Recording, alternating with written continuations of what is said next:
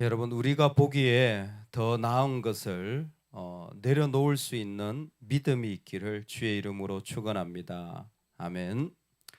오늘 우리는 내가 보기에 더 나은 것을 내려놓을 줄 아는, 내가 보기에 더 나은 것을 기꺼이 포기할 줄 아는 마음, 그것을 접할 수 있을 것 같습니다. 430년이라는 시간, 즉 애굽에 있었던 시간을 말해줍니다. 이 시간은 가만히 생각해 보면요, 한 세대가 당시에 한 40년, 50년, 길어도 뭐 70, 80이라고 할지라도 수세대가 지나갔다라는 것을 볼 수 있습니다. 즉, 내 아버지도, 내 할아버지도, 내 증조 할아버지도, 내 아들도, 내 손자도 다 뭐냐면 애굽만 본 거예요. 즉 430년이 말해주는 것은 이들이 아는 유일한 세상은 이집트밖에 없습니다. 애굽밖에 없어요. 다른 세상을 알지를 못하는 시간이 오랜 동안 지나왔다라는 것입니다. 이것이 참 우리에게도 똑같아요. 내가 경험하고 보아온 세상 외에는 다른 것을 보지 못하고 경험하려고 하지 않는 겁니다. 사람은 자신의 테두리 안에 자꾸 머물려고 해요. 그래서 조금만 힘들면, 조금만 어려우면 예전에 내가 알던 자리, 내가 살아가던 자리로 자꾸 회귀하려고 하는 것이죠. 하나님은 그것을 잘 알고 계셨습니다. 그래서 애굽에서 나와서 바로 직선거리로 지름길로 이 가나안 땅으로 가자고 하면 한 1600km밖에 되어지지 않습니다. 1600km면 서울에서 출발해서 부산까지 뭐 한 480km 대충 잡아도 좀 길게 잡아도 500km라면 그게 뭐 별로 되어지지 않는 길이잖아요. 3배 조금 더 넘는 길로 그냥 걸어가면 바로 가나안에 갈 수 있습니다. 그런데 굳이 하나님이 이 백성들을 광야로 인도하신다라는 겁니다. 왜 광야로 인도하십니까? 왜냐하면 이들에게는 아직도 어떤 시각이 있냐면 좀 전쟁이 일어나고 그곳에 있는 사람들과 또 부족들과 어려움이 닥치면 자기가 보기에 더 나았던 애굽으로 돌아가려고 하는 거예요. 그러니까 우리는 내가 더 나은 것을 떨쳐버리지 못하는 긴 습성을 가지고 있습니다. 이게 더 나은데, 이게 더 좋은데 라는 마음을 가지고 있는 거예요. 하나님 이걸 떨쳐버리길 원하시는 거예요. 왜? 애굽을 본 사람은 애굽이 좋아요. 애굽을 경험한 사람은 애굽보다 더 나은 것이 없습니다. 비교 불가해요. 그런데 안 그래도 마음이 그랬는데 어렵고 힘든 일이 생기면 아유 그래 이전으로 돌아가자라는 함정이 그 안에 생기게 마련이라는 것입니다. 여기에서 하나님이 우리에게 도전해 주시는 게 뭡니까? 그 사람이 좀 부유해졌다고 성숙해졌다라는 게 아니에요. 그 사람이 좀 건강해졌다고 그 사람이 더 믿음 좋은 크리스찬이 됐다라는 게 아닙니다. 그 사람이 더 잘 됐다고, 물리적으로 해방되었다고 그 자아조차도 해방되어진 것이 아니라는 것입니다. 교회가 커졌다고 그 교인들이 성숙한 게 아니에요. 교회가 커졌다고 그 목회자가 더 깊은 영성을 가졌다라고 볼 수 없습니다. 물리적인 것은 얼마든지 환경적으로 변화되어진 거예요. 그건 얼마든지 일어날 수 있습니다. 그런데 하나님 원하시는 건 뭡니까? 하나님의 인도하심을 온전히 신뢰하는 겁니다. 그게 바로 불기둥과 구름기둥이죠. 불기둥과 구름기둥의 특징은 한 가지입니다. 하나님이 인도, 하나님이 앞에서 그들을 진행하신다라는 겁니다. 하나님이 앞에 있다라는 것을 눈으로 보게 하여 주시는 거예요. 하나님이 앞에 계시다라는 것을 확정하는 것입니다. 여러분, 하나님이 내 앞에 계시다라는 것을 믿으십니까? 하나님이 내 앞에서 나를 인도해 가시는 목자가 되어 주신다라는 사실을 신뢰하십니까? 내 눈에 보기에는 저게 더 나은 데가 아니라 하나님이 내 앞에 계신 것을 믿는 마음이 참 중요한 것 같습니다. 이것을 하나님은 이 광야의 길 가운데서 훈련하시는 거예요. 그런데 이 구름기둥과 불기둥으로 인도하시는 이 스토리에 중요한 한 가지를 이 가운데 허락하시죠. 창세기의 마지막에, 그리고 출애굽기에, 그리고 나중에 여호수아서에 완성되어지는 바로 요셉의 유고를 메고 가는 것입니다. 이 장면이 중간에 핵심처럼 들어있어요. 우리 19절 말씀인데요. 같이 한번 읽어보겠습니다. 13장 19절입니다. 시작. 모세가 요셉의 유고를 가졌으니 이는 요셉이 이스라엘 자손으로 단단히 맹세하게 하여 이르기를 하나님이 반드시 너희를 찾아오시리니 너희는 내 유고를 여기서 가지고 나가라 하였음이더라. 아멘.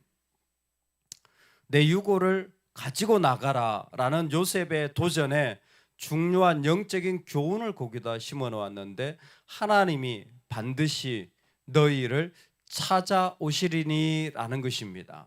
이게 지금 창세기로부터 출애굽기로 계속 이어지는 언약의 메시지예요. 하나님이 너희를 찾아오시리니라는 것입니다.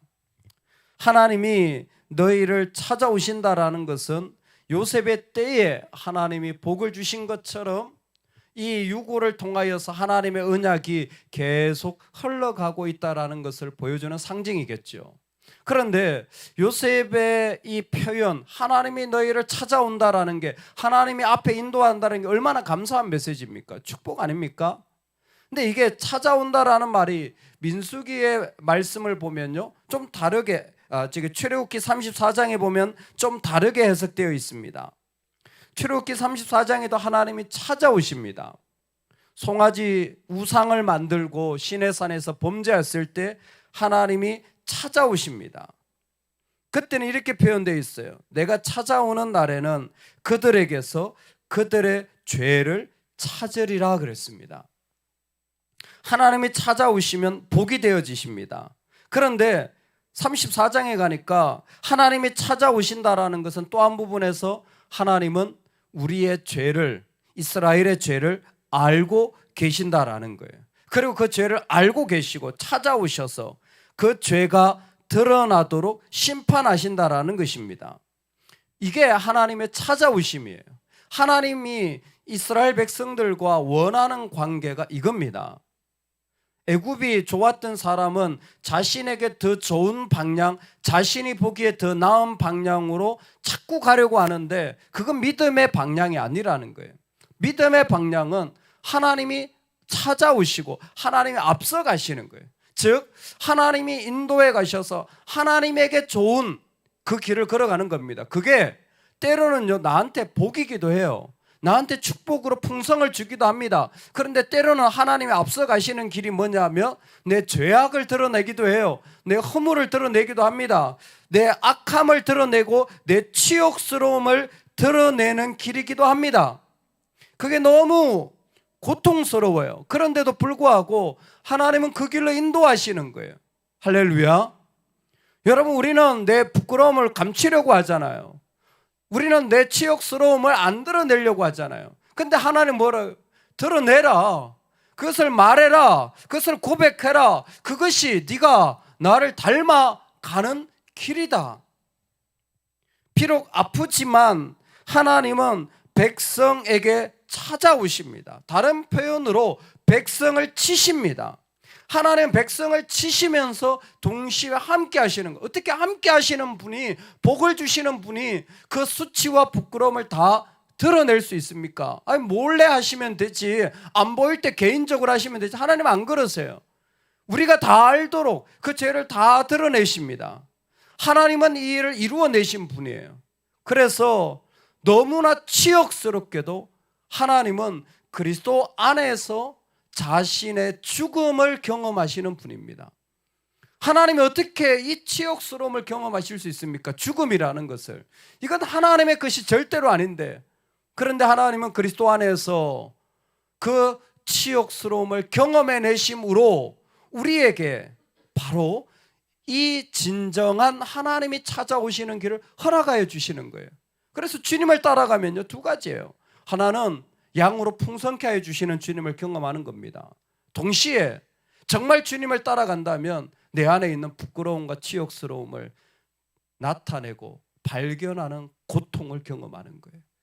우리 부끄러움, 내 아픔, 내 연약함, 내 치욕스러움 말하는 게요, 결코 기분 좋은 일 아닙니다. 나는 내가 보기에 더 나은 방향 선택하는 게 제일 쉬워요. 그게 제일 간단합니다. 그런데 하나님은 우리에게 그렇게 찾아오지 않는 겁니다.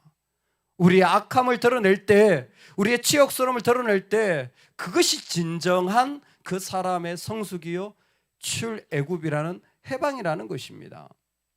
실제로 떠난 지 2년도 안 되어서 이스라엘 백성들은 그 정탐꾼들의 보고를 받고 우리 돌아가자라고 결단하기도 합니다. 우리 돌아가자. 그게 더 낫다. 2년도 되지 않은 시간입니다. 얼마 되지 않은 시간, 그 짧은 시간에 우리는 얼마든지 예전으로 또 돌아가고 하나님의 인도함을 받지 않는 길로 돌아가려고 자기의 보기에 더 나은 길로 가려는 사람이 바로 우리입니다.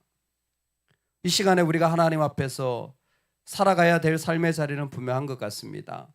내가 보기에 더 나은 길을 이제는 아침으로부터 저녁에까지 언제든지 내려놓을 수 있는 은혜가 있기를 소망합니다. 특별히 나를 감추고 나를 그 가운데서 적당하게 치장하려고 하는 더 나은 길은 고통스럽지만 포기하시기 바랍니다. 차라리 심판이 우리에게 복인 것을 믿으시기 바랍니다. 주님은 그 심판의 자리에서도 생명을 일으켜 내셨습니다. 오늘 그 믿음을 가지고 기꺼이 하나님의 인도하심을 받을 수 있는 은혜가 있기를 주의 이름으로 축원합니다. 아멘. 우리 같이 한번 기도하겠습니다. 자기가 아는 유일한 세상에서만 살아가려고 하는 삶이 있습니다. 참으로 안타깝죠. 참으로 안타깝습니다. 그런데 의외로 우리가 자기가 아는 세상 내려놓으라고 하면 발버둥 치고 욕을 하고 싸우고 대단히 분노해합니다. 그리고 치욕스러워합니다. 하나님은 오히려 그 가운데 찾아오십니다. 요셉의 유골이 상징입니다. 그 치욕스러운 일들을 당해도 요셉은 약속을 붙잡고 기꺼이 하나님을 경험했기 때문입니다. 오늘 우리의 차례입니다. 하나님 우리를 풍성케 하여 주십니다. 그럴 때 내 영혼도 풍성하게 하여 주옵소서. 하나님 때로는 하나님 우리를 치십니다. 그럴 때 하나님 내 영혼도 하나님으로 말미암아 발가벗겨지는 부끄러움이 있더라도 주님 인도하심을 믿고 그 고통스러움도 감내할 수 있는 믿음의 사람이 되게 하여 주옵소서. 그럴 때에 기꺼이 내가 보기에 더 나은 것을 내려놓고 불기둥 구름기둥으로 인도함을 받을 수 있는 백성이 되게 해달라고 우리 주여 한번 외치고 간절한 마음으로 기도하겠습니다. 주여